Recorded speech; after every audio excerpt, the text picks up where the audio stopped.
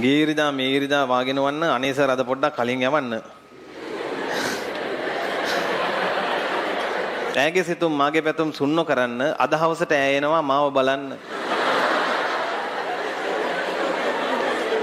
සුද්දාති කෙනෙක්ගේ අහිංසක ඉල්ලීමක්. හැම ශිෂ්‍ය ශිෂ්‍යාවකටම ටැබ්ලට් එකක් ලබා දෙන වැඩසටහනක් අපි ක්‍රියා කරනවා. මම දන්නවා මොකද හිතුවේ කියලා ටැබ්ලට් එක කරන්නේ. ඒක නෙවෙයි ඉගෙන ගන්න. පූර්වේ කරපු පවක් නිසා බේරුණා. කවුරුත් කියන්නේ මම කරපු හැටි මෙහි. අපි තමයි හොඳටම කරලා තියෙන්නේ. මම ඔබතුමාට කියන්න කැමතියි. මේ හැමෝටම කියන්න කැමතියි. මේකෙකුටවත් මං බය නැහැ. ඕනම කෙනෙකුට තනියම වුණත් මූණ දෙන්න. තනියම වුණත් මූණ දෙන්න. එකෙකුටවත් බය නැහැ. එකෙකුටවත් බය නැහැ.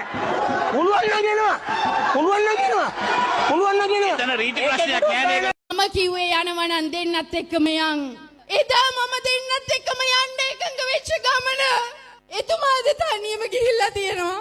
දරුවෝ 4 දෙනෙකුගේ කඳුළු මතින් ස්වාමි පුරුෂයාගේ මලගම උඩින් මේ පක්ෂය වෙනුවෙන් නැගිටින ගැහණියක් ඉන්නවා නම් ඒ මමයි. සිංහල මාමා මුස්ලිම් මාමා දෙමළ ඒ කාලේ ඉවරයි. දැන් මේක අපි ඔක්කොම එකයි. එක ජනතාවක්. මේක එක අම්මගේ දරුවෝ වගේ අපි ලෑස්ති වෙන්න ඕන රට ගොඩනගා ගන්න. ඒකයි ආම්තුරුනේ අපි කරන්නේ.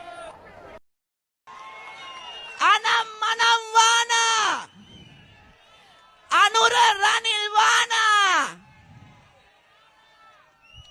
ගෝට මහී වානා කවුද ඕනේ සජිත් තමයි ඕන. ඔයා පත්තරේ කියනකොට ඔයා උදේට කොච්චර උරු කියනවද? ඔයාගේ හෘද සාක්ෂිය දන්නවනේ.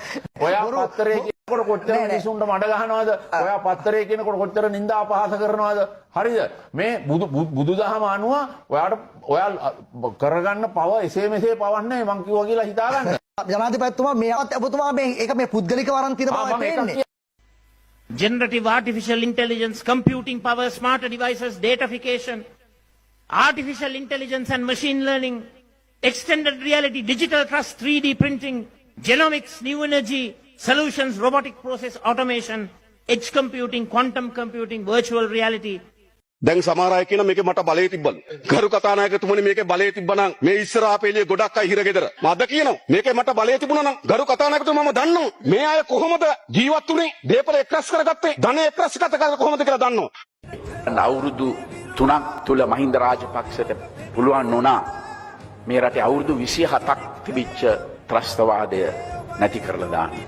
මේ රජයට පුළුවන් වුණා අවුරුදු 3ක් ඇතුළත මුළු රටම නැති කරලා දාන්න.